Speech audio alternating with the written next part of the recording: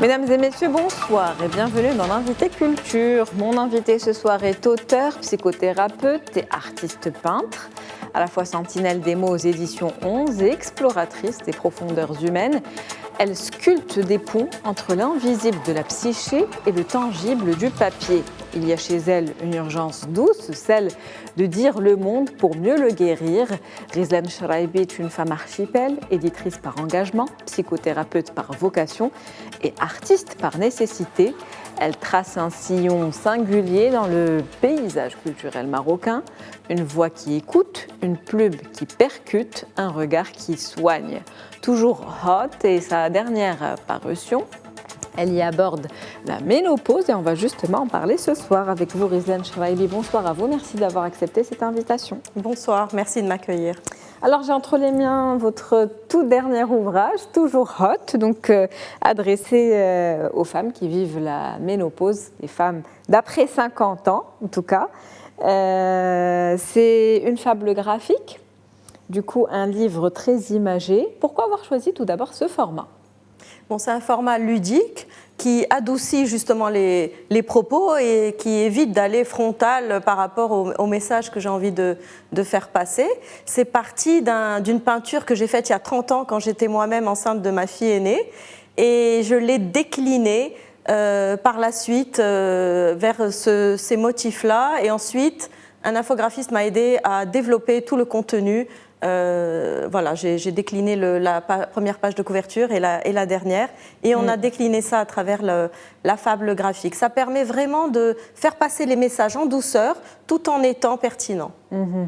En tout cas, ça incarne un petit peu ces multiples casquettes que vous incarnez, éditrice, vous êtes également donc artiste peintre et vous êtes partie tout d'abord d'une peinture, comme vous venez de le dire, pour créer cette histoire et l'écrire merveilleusement bien d'ailleurs.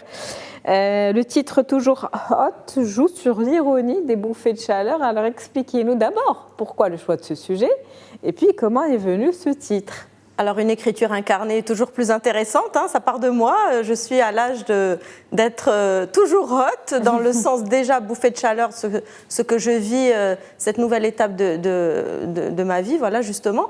Et aussi toutes ces femmes que j'accompagne, qui sont en train de vivre cette nouvelle étape aussi. Et justement, on le ressent comme une nouvelle étape. Ce n'est pas quelque chose de naturel qui a continué à se déployer, à se dérouler sur notre chemin. On a vraiment senti une coupure entre le avant et le après.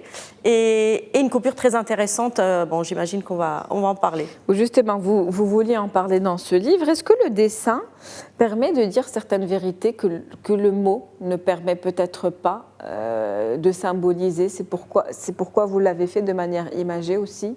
En fait, naturellement, l'être humain est plus visuel que mental, hein, normalement. Et ça, c'est une façon de tendre la main au lecteur et de lui dire bah, « vas-y, c'est accessible, c'est un dessin, tu peux y arriver », c'est-à-dire vraiment encourager à la lecture. Et ça n'empêche en rien, ça ne réduit en rien les mots que j'y ai mis, ils sont tout aussi percutants et pour moi efficaces d'une certaine façon pour vraiment marquer les esprits et faire réfléchir.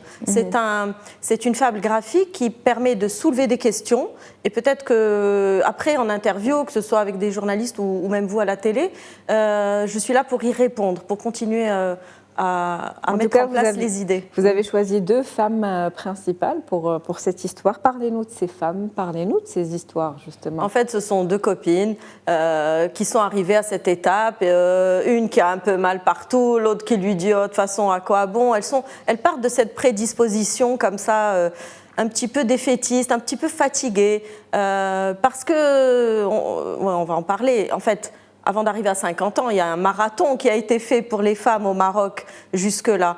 Cette responsabilité d'être une fille de bonne famille, ensuite d'être une bonne femme de maison, ensuite être la bonne mère suffisamment bonne au sein de sa famille. Ensuite, bon, alors quand est-ce qu'elle va s'occuper d'elle? Quand est-ce qu'elle va simplement être bonne pour elle-même. Après 50 ans. Voilà, enfin, en tout cas, moi je me dis, bon, maintenant, c'est quand même toujours l'occasion et il y a une opportunité de surfer sur cette nouvelle vague et de s'autoriser ce bien-être envers soi d'abord. C'est un peu l'idée. Donc ça doit commencer tout de même plus tôt quand même. Ben oui, mais on parle, voilà, on va commencer à faire de la politique, c'est vous qui l'aurez cherché. Ce que je veux dire, on nous éduque comment? On nous éduque à être dans une case bien lisse, à cocher tous les prérequis pour être acceptable, en fait. Pour différents rôles que je viens de citer. Au regard de la société. Voilà, au regard de la société. Ne serait-ce que le concept d'Ordat Loualidine qu'on a ici au Maroc, c'est-à-dire cette bénédiction parentale, on nous éduque là-dedans. Alors, est-ce que j'ai le droit en tant que fille, jeune femme et femme, plus tard, dans cette société marocaine, patriarcale, arabo-musulmane, c'est un peu nos repères, c'est notre réalité ici. Qu'est-ce que j'ai droit à quoi finalement? Est-ce que j'ai le droit d'être moi-même, de répondre à mes aspirations? D'abord, est-ce qu'on m'a permis de les repérer, de les développer, et est-ce qu'on les a respectées? Est-ce qu'on m'a aidé à les porter? Donc toutes ces questions viennent à travers le fil de cette fable graphique, à travers ces deux copines-là qui parlent autant de leur vie personnelle que professionnelle et que du désir envers les hommes, de leur vie amoureuse. C'est-à-dire voilà, je traverse tout ça du début à la fin et comment elles vont... Voilà. En tout cas, leurs dialogues font écho à des situations bien réelles, des situations que vous vivez tous les jours en tant que thérapeute et que vous observez sur le terrain, d'où cette écriture, on va dire, engagée d'une certaine manière. Bon, une écriture, pour moi, si elle n'est pas engagée, on écrit des comptines et encore, il y a une petite morale à la fin, quoi. Je pense que écrire, c'est une façon de faire de la politique, c'est une façon de s'engager pour mon pays. Enfin, pour moi, c'est le pays que j'aime tant et que j'ai envie qu'il évolue, et il est en train de le faire, c'est magnifique. Nous sommes nombreux, peu importe les domaines et la manière de le faire, d'être là à nous engager pour l'avenir de ce pays. Et je suis très fière de pouvoir le co-construire. Nous sommes tellement nombreux aujourd'hui, voilà, ça me réchauffe le cœur, c'est important. Donc c'est une écriture engagée, engageante, qui fait réfléchir. Et en tout cas, il y a beaucoup d'humour.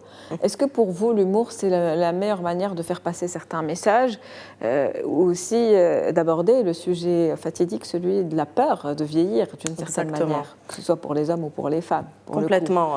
Quoi de mieux que l'humour pour contourner les résistances, pour convaincre, au lieu de venir frontal et d'agresser? Comment est-ce que je peux aller, à travers l'humour, ouvrir une petite brèche d'émotion et de sourire ou de rire, pour pouvoir accrocher l'autre et pouvoir faire passer mon message. Que ce soit les femmes, là, par une prise de conscience, mais il s'agit beaucoup d'hommes aussi dans cette fable graphique. Comment faire en sorte que les hommes ne soient plus cet ennemi dans ce face-à-face, mais qu'ils puissent rallier la cause, parce que ça va être bénéfique pour tout le monde. C'est-à-dire que si cette femme est détendue, épanouie, pleinement réalisée, vous imaginez ce qu'elle va pouvoir apporter à son homme, à sa famille et à elle-même, évidemment. Vous défendez un petit peu le couple, d'une certaine manière, l'idée d'un couple, on va dire, épanoui. Oui, alors ça, c'est la base de la société. Le couple, c'est l'ADN de la société. Si ça part de travers, on imagine bien les répercussions sur les deux personnes et les enfants, évidemment. Le couple épanoui, il démarre à l'éducation, à la naissance. C'est comment une maman va éduquer son fils par rapport à sa fille, comment un père va regarder son fils par rapport à comment il regarde sa fille. Et ça, je pense qu'il y a il faut forcer un petit peu, là, je pense, pour rezoomer et pouvoir un peu modifier, faire un petit pas de côté par rapport à notre regard vis-à-vis de cette éducation qu'on donne à nos enfants. Sortir un peu des cases attendues et habituelles. Vos personnages féminins, en tout cas, sont souvent en quête de liberté absolue. On en revient à ce que vous disiez tout à l'heure. Est-ce que la fiction est pour vous l'un des lieux où elles peuvent avoir pleinement ressentir pleinement cette liberté? La fiction, c'est le lieu de la cabriole, c'est-à-dire qu'on part d'un point A, on arrive à une espèce de cabriole au milieu, de transformation, de prise de conscience pour atterrir sur nos deux pieds éventuellement. Je parle beaucoup des femmes et du couple dans mes romans ou ici avec Toujours Hot, mais parce que naturellement je suis une femme et que peut-être j'ai plus accès à ce côté féminin, mais je parle aussi aux hommes, je parle à l'être humain en général. J'ai envie, pour mon prochain, qu'il puisse vivre ce que j'ai pu vivre moi-même à travers cette cabriole de transformation personnelle, et ça serait dommage de passer à côté. Ça serait du gâchis, je trouve, de passer à côté de soi. Et que ce soit dans vos écrits ou dans vos peintures, on sent que vous accordez une certaine importance au corps en tant que tel. Pourquoi est-ce qu'il est aussi central dans vos expressions artistiques ? Le corps est majeur dans la cité, en tant que citoyen dans une ville, en tant que citoyen dans un pays. C'est la première chose qu'on voit, c'est un corps avant de découvrir la personne.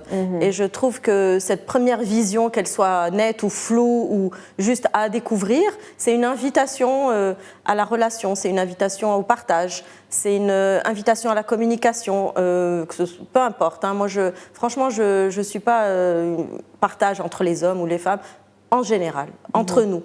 Il est essentiel que nous nous tenions la main pour pouvoir traverser le monde et pouvoir construire quelque chose de viable pour nous. Le corps, comme vous le dites, qui est ce premier rapport de communication entre deux individus. Et puis, on le voit aussi à vos écrits, à vos livres, vous accordez une importance particulière à l'esthétique des ouvrages qui sont pour vous également, cette esthétique, la manière de présenter un ouvrage est aussi une œuvre d'art. Complètement, au-delà en fait. du texte écrit, bien évidemment. Oui, c'est ça. C'est-à-dire que l'esthétique touche au corps, puisque c'est un objet qu'on va tenir dans nos mains, c'est un objet qu'on va palper, on va dormir avec, éventuellement, on va l'embarquer dans un sac. Enfin, donc on parle toujours de cette partie de toucher, de la texture, du corps, de cette appréhension par rapport à cet objet. C'est important, effectivement, que, par exemple, aux éditions 11, moi j'ai un bel objet entre les mains, et c'est une manière de respecter le lecteur aussi, et de ne pas... fourguer des choses qui ne sont pas dignes de ce nom. Et pour conclure, justement, s'il y avait un dernier message que vous vouliez d'abord transmettre aux téléspectateurs, et aussi, est-ce qu'il y a un sujet de l'âme que vous n'avez pas encore exploré et qui est en cours de route ? Il y en a certainement beaucoup. S'il y a un message à transmettre, c'est comment est-ce qu'on va pouvoir se tenir la main tous pour pouvoir fournir en héritage, donner en héritage à nos enfants un pays digne de ce nom. Vous avez parlé tout à l'heure de liberté, mais je pense que je parlerai même de dignité. Sans liberté d'être soi pleinement, sans faire de mal aux autres, on ne parle pas d'égoïsme et d'égocentrisme, on parle d'équilibre intérieur pour pouvoir mieux aller entrer en relation avec les autres. Sans ça, on passe à côté de sa propre dignité. Et ça, c'est du gâchis, en fait. Merci à vous, Rizlan Chouaibi, pour ce beau message. Je rappelle que vous êtes donc auteur, psychothérapeute, artiste peintre, éditrice également, aux éditions 11. C'était un plaisir de vous avoir comme invité ce soir. Merci à vous. C'est la fin d'Invité Culture pour ce soir. Je vous souhaite une très bonne soirée.